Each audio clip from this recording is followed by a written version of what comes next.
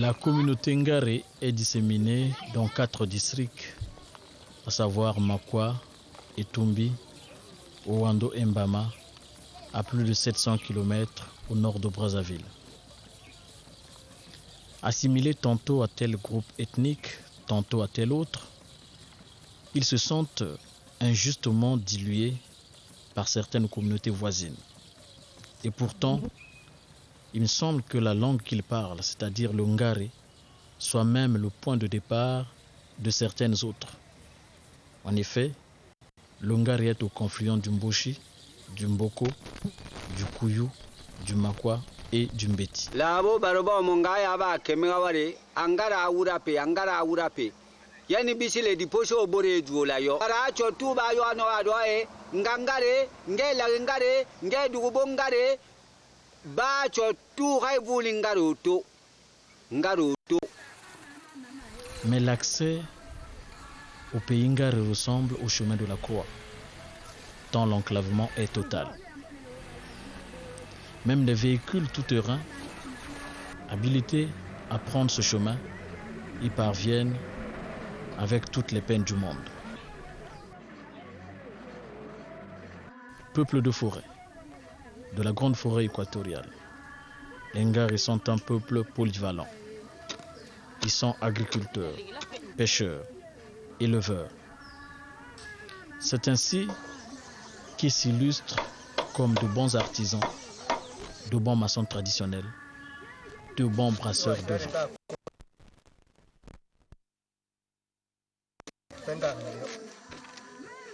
La confection des outils de pêche, le traitement des lianes, la fabrication de la paille constituent leur lot quotidien. À première vue, quand on arrive dans un village Ngare, l'aspect le plus frappant et le plus constant est le soin qu'ils apportent à leur cadre de vie. Le village, qui ressemble à une cour commune, est balayé plusieurs fois dans la journée. Les femmes, principales actrices et premières responsables de la propriété, sont comme en perpétuelle compétition. Les tas d'ordures ramassées sont acheminés vers la poubelle, elle-même située à plusieurs mètres de la zone d'habitation. Dans ce milieu du temps, les ordures attirent les mauvais esprits. C'est pourquoi elles doivent être tenues loin des hommes. Ici, chaque chose a son temps. Il y a un temps pour les travaux champêtres, tout comme il y a un temps pour préparer le repas de la famille.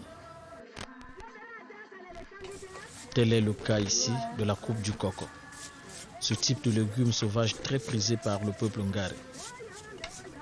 L'activité à laquelle se livrent ces femmes est l'un des gestes les plus répétés par les ménagères. En effet, le coco est presque au menu quotidien dans toutes les familles.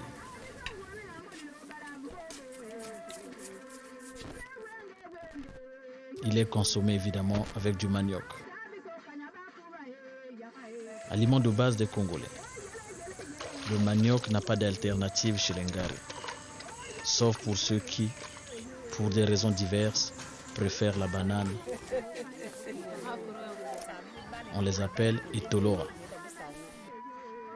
Mais au-delà du rôle d'aliment reconnu au manioc, ils en font aussi un ingrédient qui entre dans la production de l'alcool à base du maïs, appelé ici Hereke ou Onganda.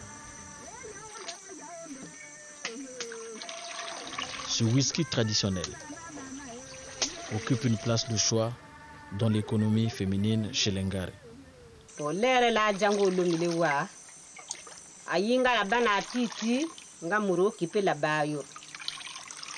Bana bobusa jasa okuga imire bisa bayo ngapi ali lija li lamba to nganda li baga para li kiaba po akoli.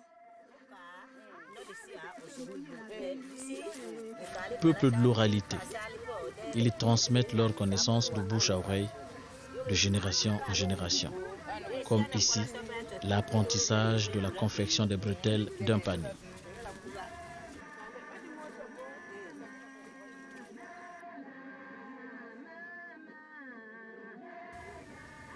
Ici, le panier, appelé moura, est tout à la fois. Sacoche, sac de voyage, remorque.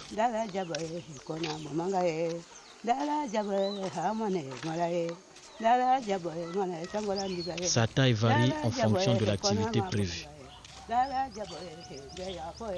Car il y a des paniers pour transporter les grandes charges, on les appelle ngala, par opposition aux tout petits, appelés Sahara, destinés à transporter les petites charges.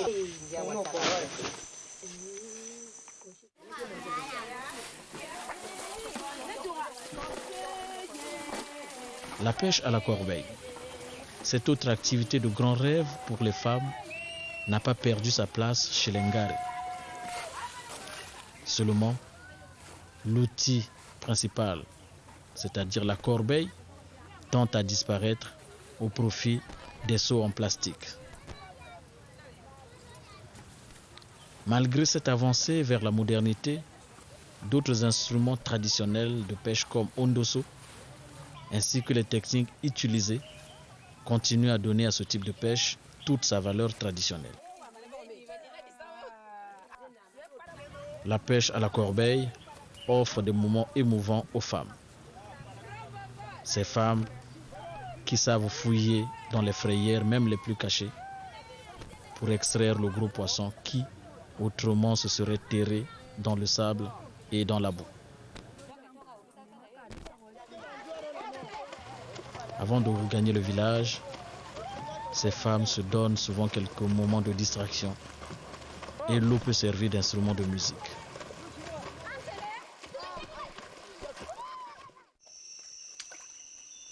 Un autre type de pêche traditionnelle pratiquée par les Ngare, c'est la pêche à la nasse appelée Okoi ou Okonyi selon les secteurs d'origine.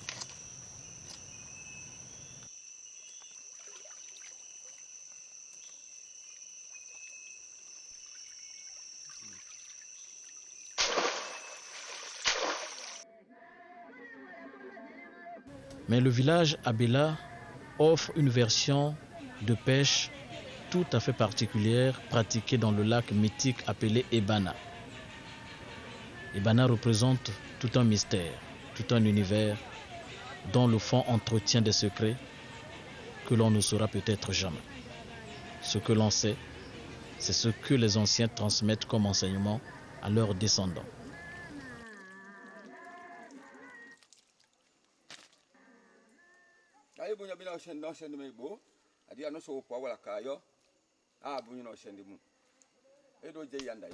Quand on y arrive pour la première fois, un rituel doit être scrupuleusement observé. Les maîtres des lieux sont adorés et priés de protéger la vie de celui qui arrive à travers ce geste. Seulement celui-ci, en acceptant de se jeter à l'eau pour un bain ou pour une partie de pêche, doit être sain.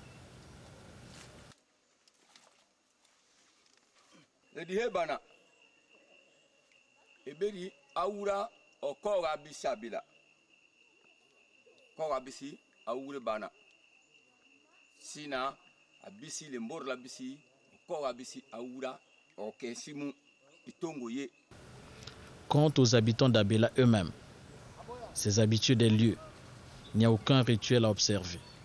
Ce qui les préoccupe, c'est la pêche qu'ils pratiquent avec entrain.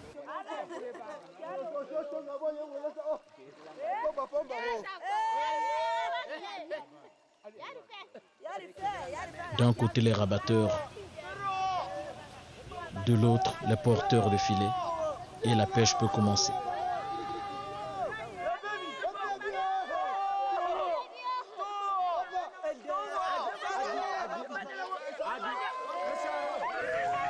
Cette pêche est pratiquée indifféremment par les hommes et par les femmes. Et elle est généralement fructueuse. Aujourd'hui plus qu'hier.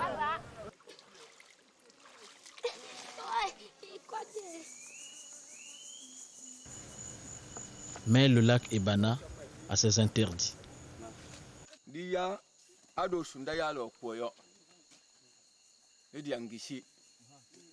Non, ici, aujourd'hui, la torche, au lieu de Sundaya, l'Okoyo, et Dimbi au Kerabu. Il y a pas, ici le Benga, au groupe, vous. Au bout du Kiri, la Bissi la Tia Mosé, les deux la Kissela que j'ai l'air beau. Allez, il y a allé, bon, ma bas, bois Bissi, Yambe Bengibo, laquelle est bas, calibre bois bas. Ni les Kababa, Choma Baracho, l'Ange, la Colabar. Ba, o Irayo. O yira ba nganga yo no po o ka tege se yo ni jacho ba jancho mo no babu.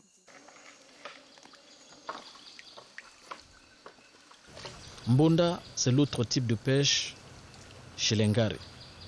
Il se pratique généralement la nuit et en période de crue, mais quelquefois la journée.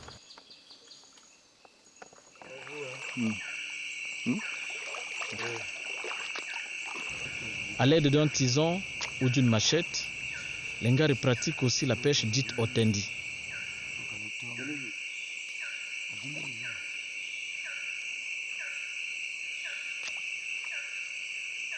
Mais à cause de techniques de pêche plus modernes et plus rentables, otendi est en train de perdre le pas.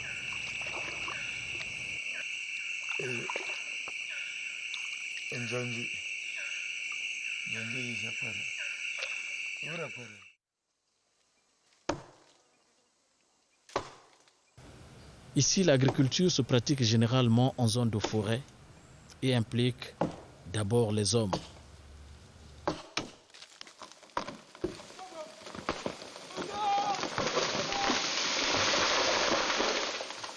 Les femmes n'interviennent qu'après pour le labour, les semailles, l'entretien et bien plus tard pour la récolte.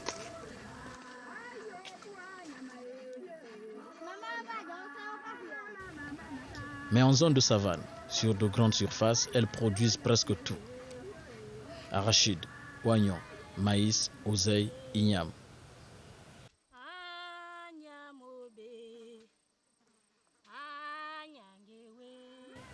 Mais à tout moment, toute l'attention est portée sur la production du manioc.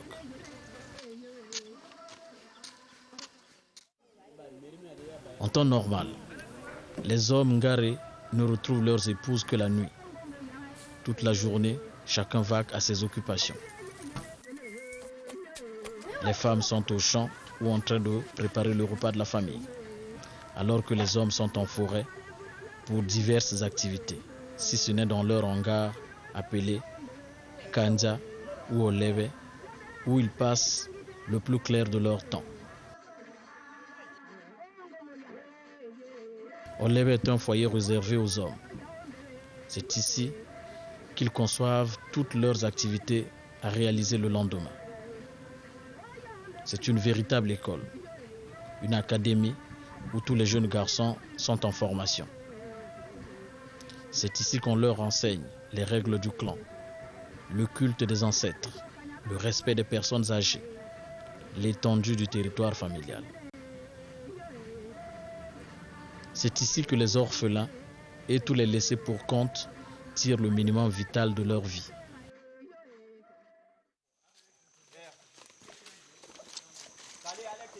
Chez les Ngare, la vie des hommes s'organise surtout autour de la chasse, notamment la chasse au filet, au kiaba à serrer.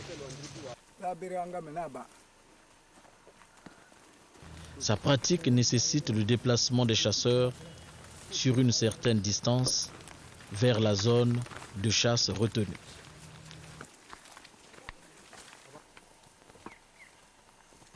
Des formalités d'usage sont alors remplies avant d'entourer la partie de forêt, objet de la chasse appelée Evura.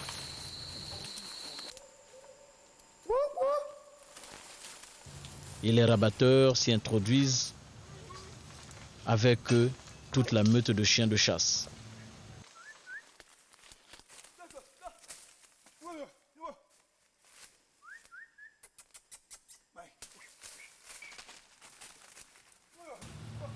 Mais quelquefois la chasse est infructueuse malgré l'habileté des chasseurs.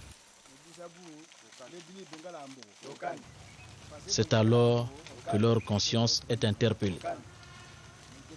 À ce moment, il procède à un rituel appelé Okani, au cours duquel une confession publique est faite par l'ensemble des chasseurs.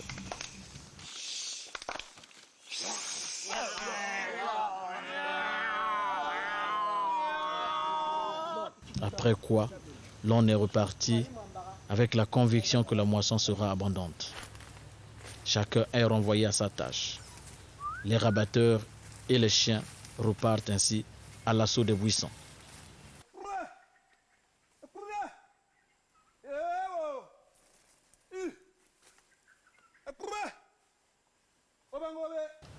Les animaux traqués finissent leur course au fond du filet.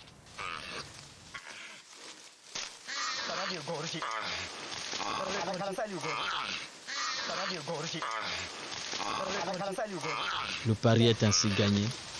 La chasse a été finalement fructueuse. C'est la preuve que les messages adressés aux invisibles ont été entendus et les vœux exaucés. Les chasseurs peuvent alors mettre fin à leur journée de travail. Ainsi arrive le moment du partage, un grand moment où s'exprime toute la solidarité communautaire. On l'appelle Okwerege.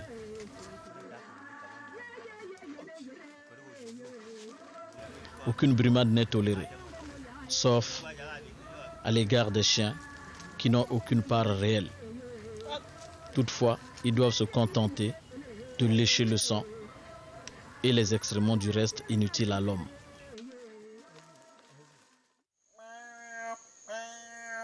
L'usage des armes à feu